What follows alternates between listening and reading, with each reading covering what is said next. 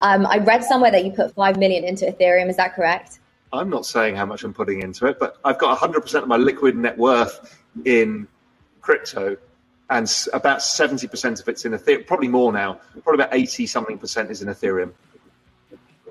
Would you regard yourself as Ethereum? Oh, sorry. No, it's the biggest bet I've ever taken. I'm not an Ethereum maximus. I just think it's the best risk-adjusted reward. I'm an investor. Yes, I love the space. I'm passionate about the space overall and the ethos and the culture and everything that's happening. But what I'm trying to do is maximize my returns. And yes, could I make more money in Solana? Possibly, but it's riskier. Ethereum is so clear with the restricted supply. There's a supply crunch. Everybody's staking their ETH. Everything's being locked up on smart contracts. So to me, and I'm seeing institutions coming into Ethereum because they feel more comfortable there than they do with Bitcoin because of the issues we talked about, the culture within the community. So I'm like, this is the best bet to me. So so I'm not an ETH maximalist in any way. In fact, I own tons of altcoins, stuff like Solana, Avalanche, Terra, and I think everybody's doing great work, and the world should be about all of us doing great work and working together because the whole space is going to go up 100x. And if Bitcoin ends up being not 45% of it, but ends up being 20% of it, but the whole space has gone 100x, it works for everybody. You mentioned 100x, which is incredible. Where do you see that in the next 10 years, the next 15 years? So this is the fastest adoption of any technology in all recorded human history. So it's growing at 113% a year, which is twice the speed the internet was when it had 150 million users. You extrapolate that out, you get to 1 billion people by 2024. If you look at it in terms of market cap, it's about 2 trillion today, a bit over that. Most other assets are around 200 trillion. So equities, bonds, real estate. So if this is the asset class that we think it is, and it's growing at this rate, then 200 trillion is a reasonable estimate by the end of the decade. So that's an entire asset class market cap going up 100-fold. We've seen that in a stock before. We've seen that in a few things, never an entire asset class. So it's the biggest opportunity I've ever seen. I think the best way for people who aren't super connected in the space, because there's a bunch of people who know everybody and it's much easier for them. Of course. But there's a lot of incubator firms, people like Outlier in the UK, who incubate projects and will help you. So they will tell you whether you've got a good idea or not. They're kind of onboarding 100 firms at a time, and there's several of these. So go to one of the incubator projects, seek their advice, and they will help you through it all. Because there's a lot to learn and it's really difficult. And if you're not super connected, it feels daunting. But there are people who are there to help, who are set up to do it.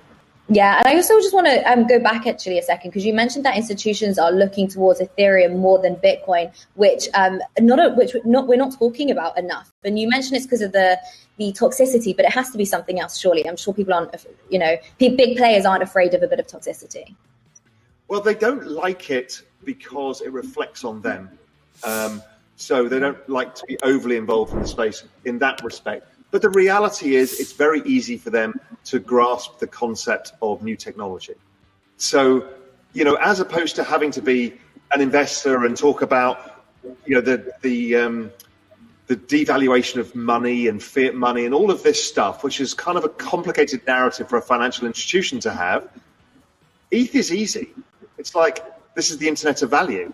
We need to own a stake in it. So that's why, and they're all building applications on ETH, and they're all looking at this. And ETH is more of a gateway drug to the kind of things that they're interested in, which is, smart contracts, and things like NFTs, what that can do for their business. Could you put insurance contracts on NFTs? All of this is intellectually very interesting for the existing financial system and existing investors. And in terms of third world markets, how do you see this entire industry playing out? I know there's a lot of adoption happening, of course, in Latin America and Africa. Do you see them as pioneers with this technology? Yeah, they will be, because they can jump ahead, and we're seeing this. We saw it in Kenya when it started with M-Pesa. We're seeing it in India, where they kind of leaped ahead on a whole bunch of stuff. I think this is great. And let's go back to the NFTs. Now somebody in Sudan can mint an NFT and earn ETH, right? They couldn't do that in the world before, because there was no ability for them to work in international trade without all these restrictions and bank controls and all this other stuff. So it's actually quite a big leveler. And the metaverse is a leveler because education is going to go into the metaverse as well. And that means that you can educate people in different countries who wouldn't get access to those lecturers or those other fellow students who are alongside each other. It's amazing. Yeah, it's insane if you think education is going to go into the metaverse. So I wonder, how much of our time do you think we're actually going to spend inside there? Sort of creeps me out. Let me ask you the question, how much time do you spend on Zoom? Oh my God, don't ask me that, because that makes me think I'm going to spend so much time in the metaverse. Well, you are, because it's all going to be the same thing. So your Zoom right now exists as a separate app, but in the metaverse, if you're in 3D, most of us won't be because nobody wants to walk around with goggles all the time, but it'll be part of an experience, like a 3D experience on your screen, where you can have your Zoom thing up, you can have other applications, and it all works in a better way. So it's just going to be a natural way for you to be. You're not always going to be living in the avatar world where you're representing yourself digitally. You can represent the space that you operate within, your computer screens, all of the things that you use.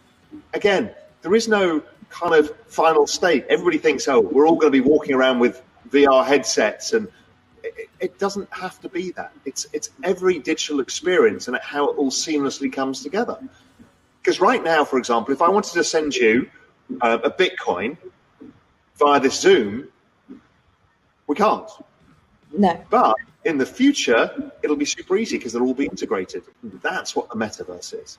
So just finally then, we can't have a conversation without talking about how crazy this week has been with meme coins. So give us your take on meme coins. Should we just be staying away from them? You know, should we be going headfirst into SHIB? What do you think?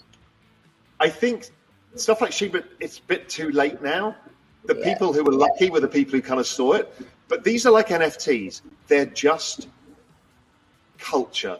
They're culture, and it's around a joke, and it's a very different thing. It's not about, oh, this is the new Bitcoin. It's nothing to do with that. It's kind of tongue-in-cheek that I want to own this dog coin because it's hilarious and it has no use. And if enough people think that, it goes up in value. And nobody's thinking they're the world's smartest investor. They're just enjoying the kind of madness of the situation. It's the same with NFTs. So I don't have a problem with it. I own some Dogecoin for the same reason, because I think it's a community.